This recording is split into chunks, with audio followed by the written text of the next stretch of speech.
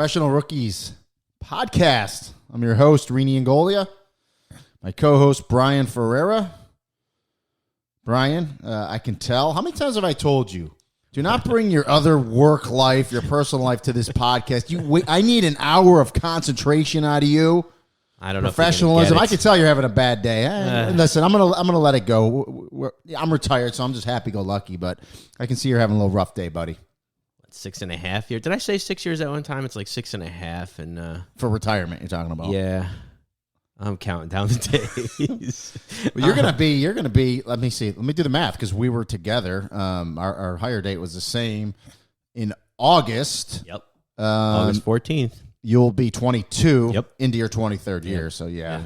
You know, that's when you start doing the fuzzy math. You're like, I have 5 years and 364 days to go. Yeah, and that's when you start Sounds saying, better. what's the email of the lady at City I already Hall did it. that does the the pension payment so I can see what I would make if I left right now? You know, like that mental exercise they say if you just sit down and pretend like you won the lottery, like how you'd spend the money and your stress goes away. Yeah. Well, like It does calm you down when you start thinking about it. So like a couple weeks ago, I emailed that lady and I'm like, hey, can you run my... And she was not happy with me because I guess apparently she's got better things to do than because she wants to run numbers of people that are actually retiring. She knows are retiring because she does the entire, every employee, not just, police get fired, every employee. So we were talking about that with one of the recently retired guys and somebody that's working. One of my bosses saw me, gave me a look. He's like, what do you... I'm like, I'm not retiring yet. I couldn't retire if I wanted to, but...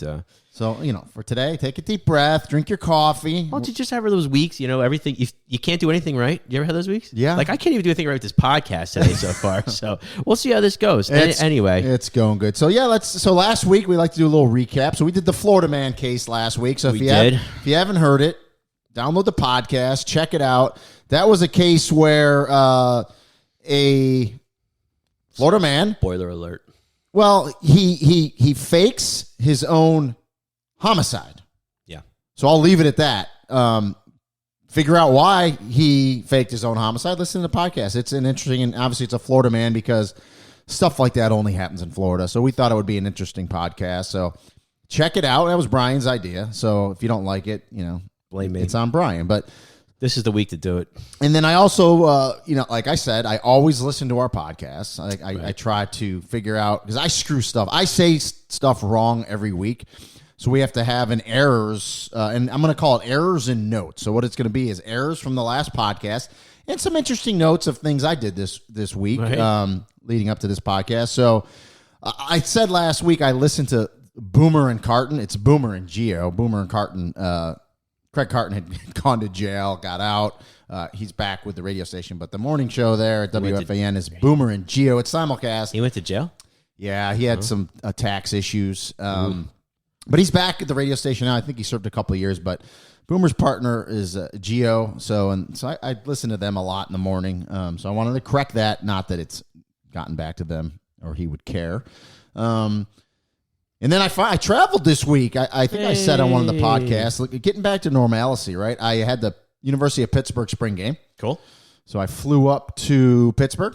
Okay. The weather was cold. Yeah. But I had a couple, I've been eating really healthy. So I said, what the hell, I'm traveling. So my brother came down from Rochester, New York, brought his grandson. He wanted to go to the game. So Friday afternoon, he goes, let's go to Primanti Brothers, which is a famous establishment in Pittsburgh where whatever sandwich you get, they put coleslaw and French fries. Oh, really? In the sandwich. So, but we went to the original Primanti Brothers, which is downtown, which I was great. And I was like, okay, I felt a little better. It was the original because there's some other like chain sort of ones that popped up. Right. This is the original, and I thought it was freaking awesome. So basically, I was going to say, what'd you get? So I had what was called the Don. I think they maybe even call it the Big Don. It was one of their newer sandwiches, Italian. So I mean, it's capicola, salami, bologna, ham. Wait, you got to say it right. It's what? Gabagool. Gabagool. Where's the gabagool? Gabagool. There's the gabagool. So all that, provolone cheese, a sweet coleslaw, okay, and then a bunch of French fries, and then they use Italian bread, not bread for a sub, but like Italian bread, how you would, it's thick and you would slice it. The stuff you dip the gravy in. Yeah, so some nice slices. Or dip in the gravy. Yeah, and it was delicious. Sounds good. Oh, it was so good. And a lot of people don't like Primanti Brothers, but I mean, if you, why not? Been to Pittsburgh, how could you not like that? And you've never had one, you got to try it. But again, I went to the original one, and then that night, Had you ever been there before?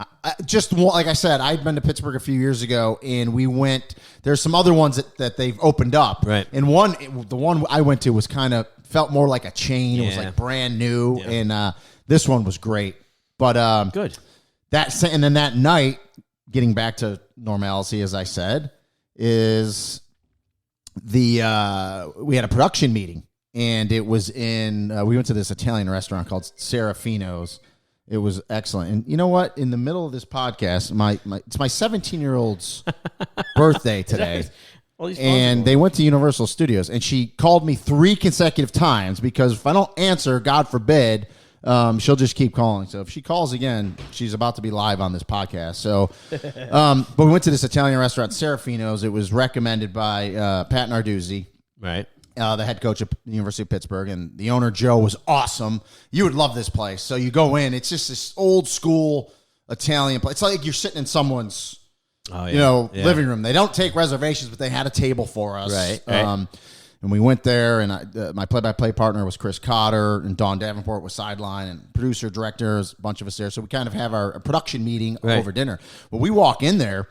And it's one of these places, too. They don't sell liquor at the restaurant. You bring it in. Yeah, you bring your own, yeah. So the producer brought a couple bottles of wine, and the owner, Joe, comes over. We sit down, and the first thing he does starts busting my balls about UMass, being a UMass running back, which I thought was funny.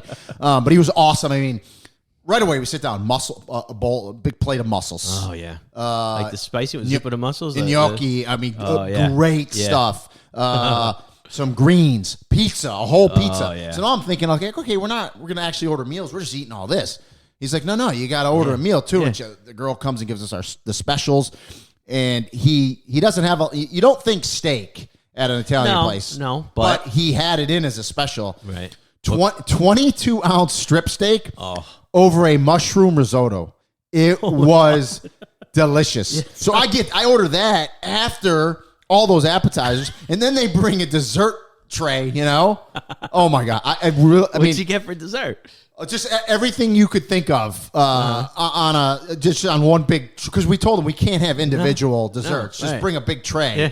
And I was just tasting a little bit here, a little bit there. And let me guess, you had a Diet Coke with it all. No, I washed it down with water. I felt good. And I had one glass of red wine. Felt good. Yeah. Okay. I'm not a big wine drinker, but a meal like that, I mean, it actually makes you feel better, Yeah. And went back to the hotel, which was in downtown Pittsburgh, and obviously just crashed. Yeah. A little carb. But, and that's the thing when you travel, we try to go out and have one good meal like that. How could you not? So, and that's what I missed last year because I really didn't travel.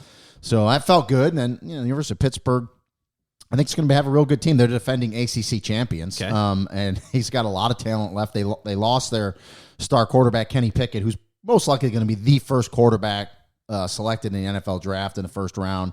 They got a transfer in from USC, Keaton Slovis. They have the backup from last year, Nick Patty, looked really good. But top to bottom, they got a lot of talent. So watch out for Pitt in the ACC. So that was kind of my week. So it was good. Now, speaking of quarterbacks and college quarterbacks, I mean, I think we would be remiss if we didn't mention the tragic death of Dwayne Haskins this week. And I know I think I was sitting at lunch and I read that, and the first thing I did was text you, and ironically enough, you're at the stadium. My wife texted me literally 10 minutes before you did, right? And that's it. The irony was the University of Pittsburgh plays at Heinz Field where the Steelers play. Sure. Dwayne Haskins is quarterback for the Steelers. Right. Obviously played at Ohio State, his college ball.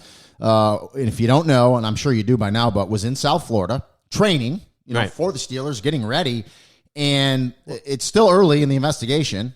Go ahead. Well, go ahead. No, finish up. I was just going to say, it's still early in the investigation, but apparently he was crossing a road early Saturday morning in South Florida and was struck by a dump truck and died. Yeah.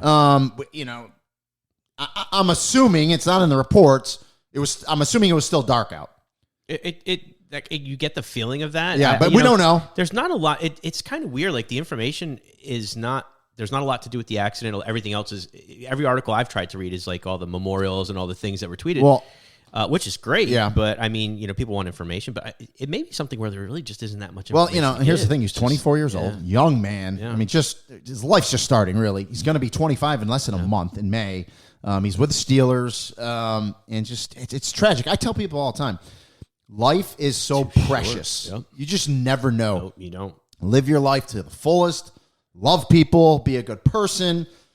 Because you just never know. Now, the Florida Highway Patrol is doing the investigation. I will say one thing about FHP, and we've dealt with them a lot here in Florida.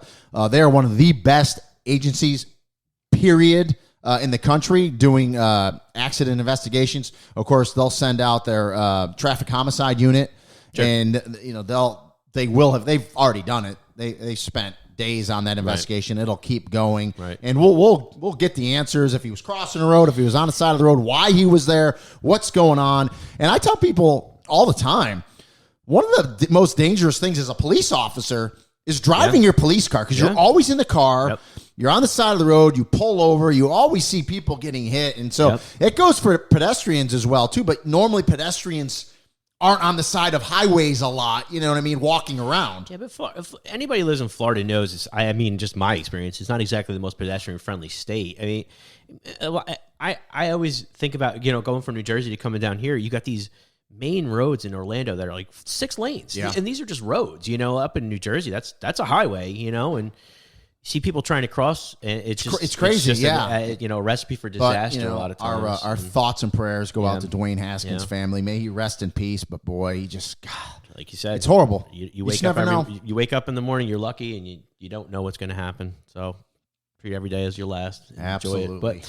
But so I know you gave an assignment last week. You made an executive decision. I did. I made a command decision that what we were going to do. So our show for this week is, and I made a command decision, and I titled it as well. So it's, in quotes, extracurricular violence in sports.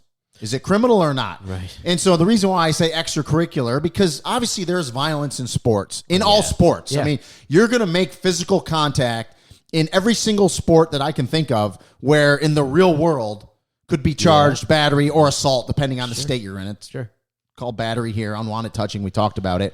But that is normal. So obviously, violence in sports, it normally does not go to criminal behavior. But and there's a ton. I mean, there's a ton of cases out there.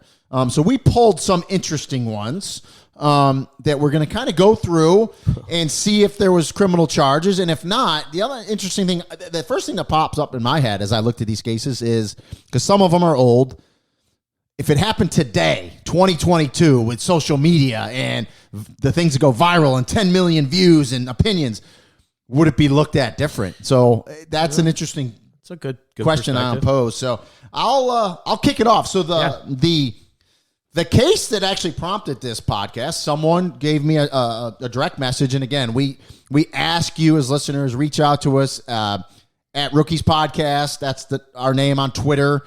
My personal Twitter at Rini Angolia. You can reach out to us. We have a Facebook page, Professional Rookies. You can always leave us messages. And again, someone sent me a direct message and said, hey, the Rudy Tomjanovich, Kermit Washington, sometimes they call it the punch, was a very interesting case back in the day. So, and I know you don't know much about this because I don't think you researched this at all. So it was Educate me. December 9th, 1977. Okay, I was 2.